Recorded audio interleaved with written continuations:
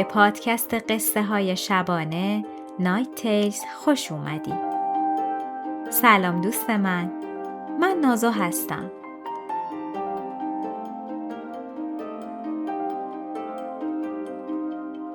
اینجا قصه میگیم.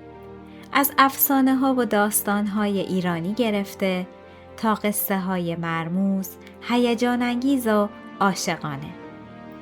پس یه فنجون چای یا قهوه کنار دستت بذار، راحت بشین و بیا با هم وارد دنیای قصه هایی بشیم که قراره با صدای من برات خونده بشن. شما به 3مین اپیزود قصه های شبانه گوش میکنین. داستان امشب برگرفته از رمان The Pumpkin Spice Cafe نوشته لوری گیلمور است. نویسنده‌ای که با مجموعه محبوب دریم هاربر شناخته می شود. داستانی گرم و دلنشین که در شهری کوچک و پاییزی جریان داره. جایی که بوی قهوه، شیرینی‌های تازه و رازهای ناگفته زندگی آدم‌ها رو به هم گره میزنه. پس بریم سراغ قصه امشب. فصل 3. 20 دقیقه بود که جینی در جلسه هفتگی شهر نشسته بود و در ذهنش بارها و بارها جمله ای را که قرار بود بگوید مرور می کرد. سلام، من جینی الیس هستم، خواهرزاده دوروتی و صاحب جدید کافه پامکین اسپایس. چند شبیه که با یه مزاحم شبانه مشکل پیدا کردم. اما هر بار که این جمله را در ذهنش تکرار می کرد، بیشتر احساس می کرد شبیه آدم‌های عجیب و غریب به نظر می رسد. با وجود تلاشش برای آرام ماندن، زانویش بی اختیار تکان می خورد. او می خواست در اولین حضورش میان اهالی شهر تأثیر خوبی بگذارد. اما اضطراب اجازه نمی داد آرام بنشیند. جینی در انتهای سالن نشسته بود و مردم را تماشا می کرد. اهالی شهر با صمیمیتی قدیمی با یکدیگر خوشوبش می‌کردند. صمیمیتی که او سالها پیش رهایش کرده بود. ناگهان متوجه شد دلتنگ همین حس شده است. سالها قبل به محض فارغ التحصیلی از دبیرستان از شهر کوچکی که در آن بزرگ شده بود فرار کرده بود. آن زمان فکر می‌کرد آزادی فقط در شهرهای بزرگ پیدا می‌شود. میان خیابان‌های شلوغ، جمعیت و زندگی پرسرعت. اما حالا آن جذابیت کمرنگ شده بود و این فضای گرم و آشنا دوباره برایش ارزش پیدا کرده بود. او روی صندلی جابجا شد و صدای ناله چوب‌های قدیمی سالن بلند شد. پیرمردی که از کنارش رد می‌شد با لبخندی دوستانه برایش دست تکان داد و به جمعی از اهالی شهر پیوست. جینی لبخندش را پاسخ داد، اما مرد دیگر رفته بود. در سکوت مردم را تماشا می کرد. آدم‌هایی که با شوخی و خنده کنار هم ایستاده بودند و با راحتی با یکدیگر حرف می زدند. و همان لحظه متوجه شد چقدر از چنین ارتباطهایی دور شده است. در چند سال گذشته نزدیکترین دوستش تبدیل شده بود به تلفن همراهش. چند پیام کوتاه، چند عکس خنده‌دار و گاهی یک تماس تصویری. دیگر خبری از دوستی‌های واقعی و حضور در کنار آدم‌ها نبود. جینی پالتویش را محکم‌تر دور خودش پیچید. با وجود رادیاتورهایی که با تمام توان کار می‌کردند، سالن هنوز سرد بود. اما شاید دلیل این لرز فقط سرمایه هوا نبوده. او هنوز نمی‌دانست قرار است امشب در این شهر کوچک چه اتفاقی برایش رقم بخورد. جلسه هفتگی شهر در ساختمان قدیمی شهرداری برگزار می‌شد. ساختمانی که از روی تاریخ حک شده روی دیوارش بیش از 150 سال قدمت داشت. امشب اما بیشتر شبیه یک سالن کوچک اجتماعات بود، با ردیف‌هایی از صندلی‌های فلزی و سکویی در جلوی سالن. پشت سکو دکورهای پاییزی به چشم می‌خورد. نقاشی‌هایی از کدوها و درختان پاییزی و چند بسته کاه که روی صحنه چیده شده بودند. جینی با خودش تصور کرد که به زودی بچه‌های شهر با لباس‌های نمایشی روی همین صحنه اجرا خواهند داشت و خانواده‌هایشان با افتخار برایشان دست خواهند زد. اما خیلی زود افکارش را کنار گذاشت و دوباره به سمت در سالن نگاه کرد. هنوز خبری از لوگان نبود. ناگهان این فکر به ذهنش رسید که شاید لوگان فقط برای خلاص شدن از دست او گفته بود به جلسه می آید. بالاخره این اولین بار نبود که کسی برای پایان دادن به حرفهایش با هر چیزی موافقت می کرد. جینی آهی کشید. مثل همیشه زیادی حرف زده بود. زیادی توضیح داده بود و تمام نگرانی‌ها و بیخوابی‌هایش را پای مردی ریخته بود که به نظر می رسید از سکوت بیشتر از هر چیز دیگری لذت می برد. البته یک سکوت بسیار جذاب. او سعی کرد خودش را جمع و جور کند و افکارش را مرتب سازد. مهم نبود که لوگان چقدر جذاب است. واقعا مهم نبود. چون آشنا شدن با یک کشاورز خوشقیافه هیچ جایی در برنامه جینی جدید نداشت. جینی برای فرار از زندگی قبلیش به دریم هاربر آمده بود. 7 سال گذشته را به عنوان دستیار مدیر عامل یک شرکت مالی بزرگ گذرانده بود. 7 سال پر از استرس، اضافه کاری و فشاری که هیچ وقت تمام نمی‌شد. تا اینکه یک روز رئیسش پشت میز کارش دچار حمله قلبی شد و جانش را از دست داد. جینی کسی بود که صبح روز بعد او را پیدا کرد. هنوز همون فنجان قهوه در دستش بود و تصویر آن صحنه هیچ وقت از ذهنش پاک نشده بود. پزشکان گفته بودند استرس نقش مهمی در آن اتفاق داشته است و همین موضوع او را به فکر فرو برده بود. آیا آینده خودش هم قرار بود همین باشد؟ سالها کار کردن، بیشتر و بیشتر کار کردن تا جایی که بدن دیگر توان ادامه نداشته باشد؟ او همیشه بیش از حد فکر می کرد، بیش از حد حرف می زد، بیش از حد کار می کرد. استراحت کردن را بلد نبود و آرامش برایش چیزی غریبه بود. برای همین حالا اینجا بود، در شهری کوچک کنار دریا، جایی که امیدوار بود بالاخره یاد بگیرد چطور زندگی کند، نه اینکه فقط کار کند. جینی تصمیم گرفته بود این بار واقعاً تغییر کند، به خاطر سلامتیش و به خاطر زندگیش. او تازه فهمیده بود که تمام دنیایش به کار خلاصه شده بود. چند همکار که گاهی جمعه ها با آنها نوشیدنی می‌خورد و چند تلاش ناموفق برای پیدا کردن یک رابطه عاطفی. حالا این سبک زندگی دیگر فقط خسته کننده به نظر نمی رسید، بلکه خطرناک بود. وقتی خالداد پیشنهاد کرده بود به دریم هاربر بیاید و مدیریت کافه را بر عهده بگیرد، همه چیز مثل فرصتی طلایی برای شروعی تازه به نظر می رسید. اما حالا جینی مطمئن نبود آنقدرها هم موفق عمل کرده باشد. به خصوص بعد از برخورد صبح امروز با لوگان. اول نزدیک بود با چوب بیسبال به سرش بکوبد، بعد هم آنقدر حرف زده بود که احتمالاً مرد بیچاره آرزو می‌کرد هرچه زودتر از دستش فرار کند. نگاهش دوباره به سمت در سالن رفت. هنوز خبری از لوگان نبود. شاید این بهتر بود. جینی هیچ وقت در رابطه هایی که بیشتر از چند هفته طول می‌کشید خوب نبود. و آخرین چیزی که لازم داشت دل بستن به یک مرد جذاب در شهری کوچک بود. البته اینطور نبود که لوگان علاقه‌ای به او نشان داده باشد. در واقع صبح حتی برای نوشیدن یک فنجان قهوه هم به سختی راضی شده بود. در همین فکرها بود که صدایی خشدار و آشنایی کنارش شنیده شد. سلام. جینی از فکرهایش بیرون آمد. لوگان روی صندلی کنار او نشست. بوی هوای آزاد برگ‌های پاییزی و دود هیزم همراهش بود و جینی در آن اتاق سرد به زور جلوی خودش را گرفت که کمی بیشتر به او نزدیک شود. جینی سعی کرد آرام و طبیعی رفتار کند. سلام، حالت چطوره؟ یک سوال ساده بدون حرف‌های عجیب درباره ارواح و صداهای مرموز. لوگان کمی گلویش را صاف کرد. خوبم. بعد مکسی کرد و اضافه کرد. معمولی. جینی لبخند زد. معمولی خوبه. لوگان نگاه کوتاهی به اطراف انداخت و گفت اگه دنبال یه شب معمولی هستی احتمالاً از این جلسه خوشت نمیاد. جینی با تعجب لبخند بزرگتری زد. آیا این یک شوخی بود؟ از طرف لوگان؟ همان کشاورز ساکت و جدی؟ مگه جلسات شهر در دریم هاربر اینقدر عجیب میشن؟ لوگان کمی به او نزدیک شد و با صدای آرام گفت فقط صبر کن.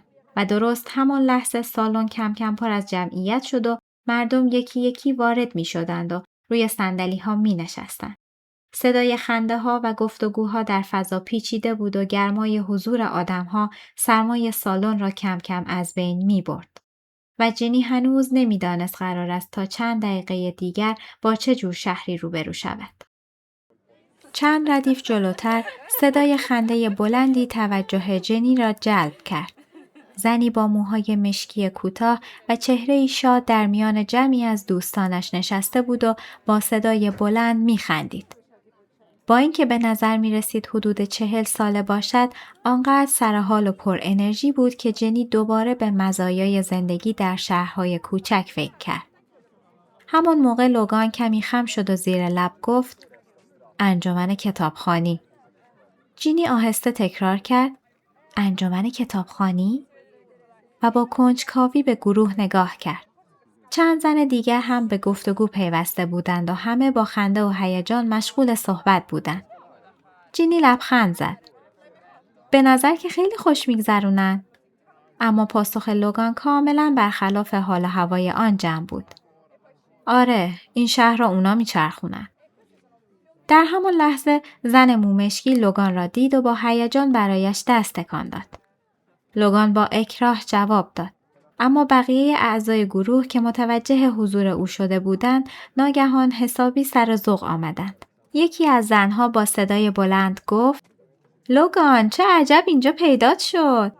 مرد جوانی که کنارشان نشسته بود خندید و گفت: دلمون برای دیدن توی جلسه های کتابخونی تنگ شده بود.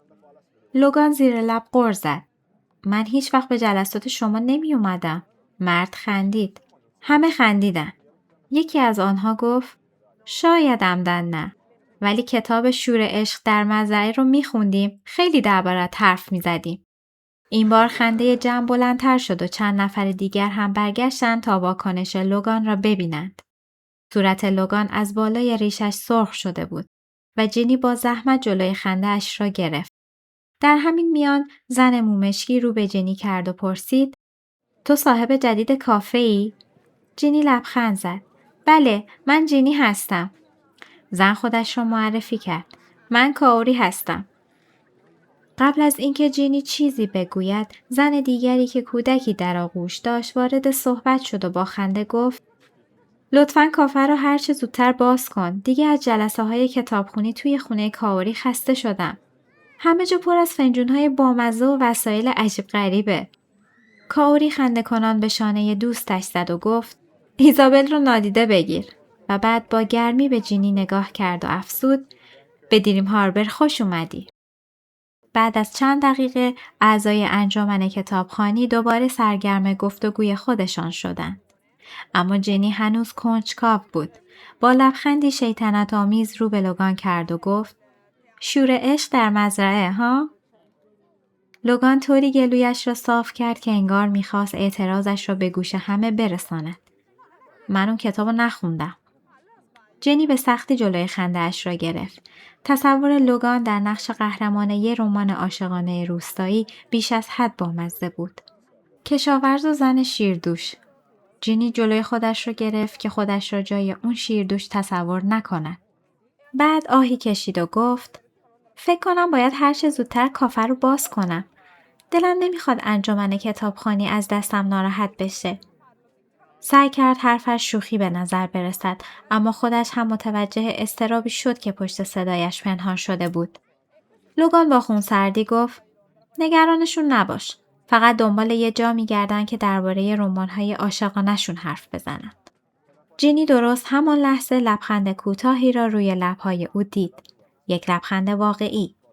و این بار خودش هم نتوانست جلوی خنده اش را بگیرد. خب این که چیز بدی نیست. لبخند لوگان کمی بزرگتر شد. در همان لحظه زنی با موهای فرفری قهوه‌ای روی صندلی کنار آنها نشست و گفت: چیزی رو از دست دادم؟ جینی با خنده جواب داد: نه. بعد رو به زن تازه وارد کرد و گفت: البته ظاهراً یه گفتگوی خیلی مهم ادبی رو از دست دادی. لوگان بلافاصله گفت: اصلاً مهم نبود. سپس زن را معرفی کرد. جینی، این هیزله. هیزل، جینی.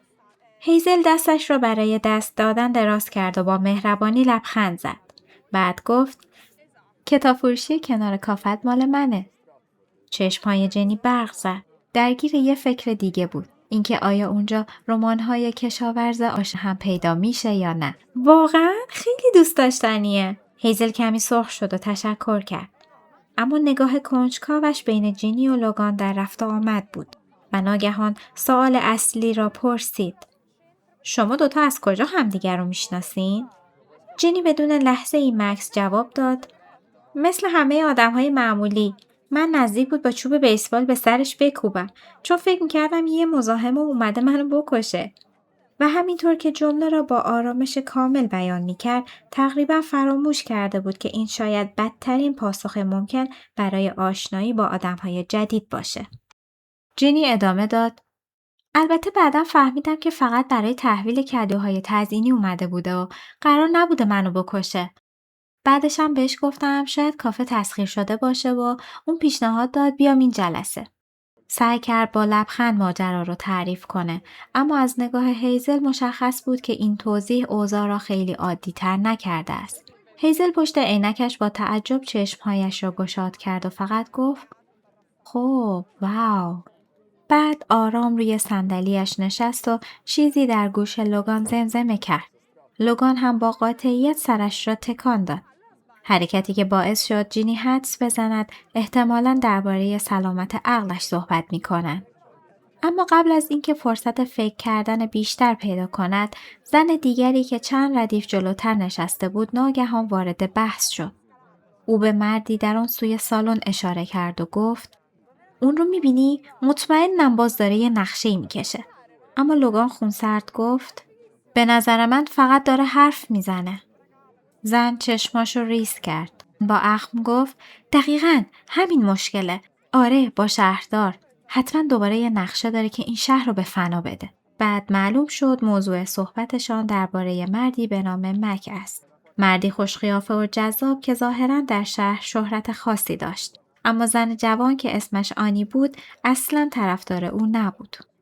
آنی با ناراحتی گفت امشب شب مسابقه اطلاعات عمومی گذاشته. دقیقاً همزمان با کلاس‌های شیرینی‌پزی من. جینی به مردی که درباره‌اش حرف می‌زدن نگاه کرد. قد بلند، خوش قیافه. نه مثل لوگان. نه از اون خوش قیافه های کشاورزی. اما هنوزم جذاب بود. موهای تیره، پوست برنزه و لبخندش بیشتر شبیه لبخند کسی بود که از شیطنت‌های خودش خبر دارد. جینی با خودش گفت چرا همه مردهای این شهر انقدر جذابن؟ یعنی این رویاهای دریم هاربر؟ و راستش جینی اصلاً هم ناراحت نبود. لوگان گفت انگار یادت رفته ما از مهد کودک مک رو میشناسیم. آنی اخم کرد. دقیقاً مشکل همینه. یادت نیست چقدر بدجنس بود؟ کل کلاس دوم هر روز شیرکاکائوت رو میدزدید. تو دیگه باید بفهمی. لوگان یه خنده آرومی کرد و یه پف کوتاه. اوه دیگه مهم نیست. آنی دست به سینه شد. برای من که هنوز مهمه. چند لحظه بعد بالاخره نگاهش به جینی افتاد و با لبخندی دوستانه برایش دست تکان داد. جینی لبخند زد. تو همون صاحب جدید و مرموز کافه ای نه؟ من آنیم. صاحب شوگر بیکری. بالاخره دیدمت. جینی یه نگاه یواشکی به لوگان انداخت. من مرموزم؟ لوگان اما کاملا جدی هیچی نگفت. منم خوشحالم از آشناییت. راستی هر روز صبح بوی شیرینی‌های مغازه تمام خیابونو پر میکنه و فوق‌العاده است. و برای اولین بار از وقتی وارد جلسه شده بود کم کم احساس کرد شاید واقعا بتواند در این شهر کوچک برای خودش جایی پیدا کند. آنی با لبخند گفت حتما یه سر به مغازه من هم بزن. راستی آخر هفته ها برای کافه اسکون میفرستم. فقط لطفاً همون استقبال گرمی که از لوگان کردی رو برای من تکرار نکن. صورت جنی از خجالت سرخ شد. اما آنی آنقدر میخندید که معلوم بود هیچ دلخوری در کار نیست. جینی خواست توضیح بدهد. واقعا شخصی نبود. اما آنی حرفش را قطع کرد و گفت بی خیال. اگه منم این قول رو میدیدم که تو کوچه پشتی یواشکی میچرخه و از بچگی نمیشناختمش منم میزدم توی سرش. لوگان با اعتراض گفت من یواشکی نمیچرخم. جینی آروم اضافه کرد نه، ولی یکم حالت مرموز و کمین کننده داشتی. آنی با خنده انگشتش را به سمت لوگان گرفت. دیدی؟ خودشم تایید میکنه.